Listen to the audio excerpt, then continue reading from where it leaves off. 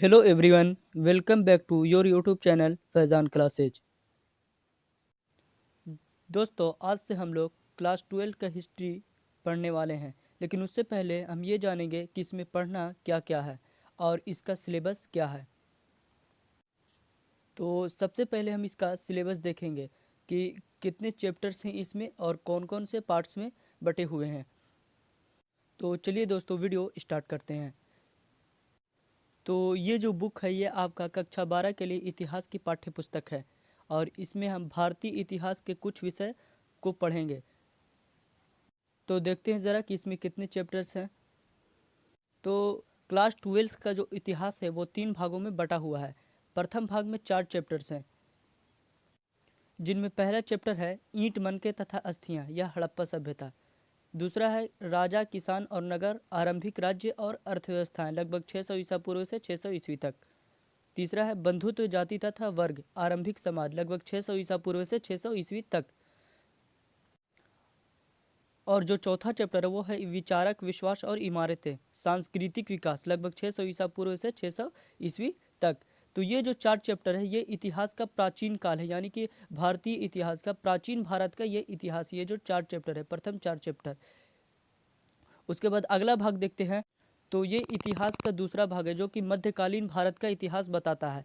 तो पांचवा विषय जो वो है यात्रियों के नज़रिए, समाज के बारे में उनकी समझ लगभग 10वीं से 17वीं सदी तक। छठा चैप्टर है भक्ति सूफी परंपराएं, धार्मिक विश्वासों में बदलाव और श्रद्धांजलि, श्रद्धा ग्रंथ लगभग 8वीं से 18वीं सदी तक। उसके बाद सातवां चैप्टर है एक साम्राज्य की राजधानी विजयनगर लगभग 14वीं से 16वीं सदी तक। वहीं आठवां विषय है किसान, जमींदार और राज्य, कृषि समाज और मुगल साम्राज्य लगभग 16वीं से 17वीं सदी तक।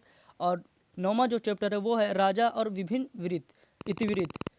वृत्तांत, यानी कि यात्रा वृत्तांत, मुगल दरबार के बारे में इसमें जानकारी मिलेगी लगभग 16वीं से 17वीं शताब्दी तक। तो यह जो 6 चैप्टर है, चैप्टर 6 से लेकर के 9 तक, ये मध्यकाल के भारत के मध्यकालीन इतिहास बताता है। जो मध्यकाल का भारत था उसका इतिहास बताता है, ये जो दूसरा भाग है। उसके बाद आखिरी तीसरा भाग जो है वो हमें आधुनिक भारत के इतिहास के बारे में बताते हैं।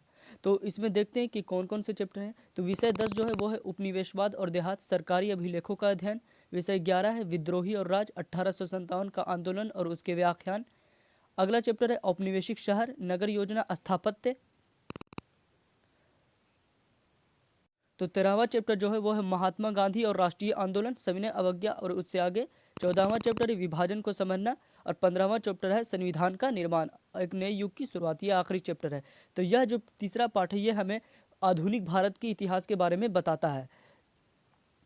तो क्लास 12 की जो इतिहास है वो 3 भागों में बटी हुई है, जिसमें प्रथम 4 चैप्टर प्राचीन काल का इतिहास बताता है भारत के बारे में। दूसरा जो है वो है मध्यकाल के बारे में बताता है, दूसरा भाग जो है। और जो तीसरा भाग है वो हमें आधुनिक भारत के इतिहास के बारे में बताता है। तो ये जो टोटल है आपके सिलेबस में वो 15 चैप्टर्स हैं। तो आगे आने वाले वीडियो में हम इन सभी चैप्टर्स के बारे में डिटेल में डिस्कस करेंगे।